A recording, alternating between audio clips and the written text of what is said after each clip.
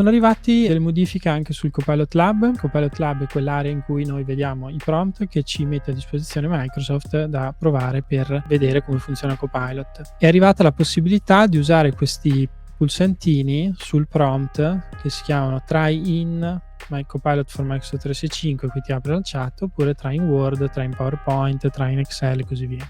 È una facilitazione, no? Al posto di fare copia e poi incolla dentro Copilot. Carini. Qui Microsoft ci dà, diciamo, un po' di prompt, saranno sotto il centinaio. Se guardate copilotcircle.com, che è il nostro sito che presenta l'offerta che diamo su Microsoft 365 Copilot, lì noi abbiamo già oltre 400 prompt già pronti e testati per, diciamo, i vari casi d'uso che abbiamo visto in questo anno di utilizzo di Copilot. Ce ne sono veramente una marea, potete accedere contattandoci.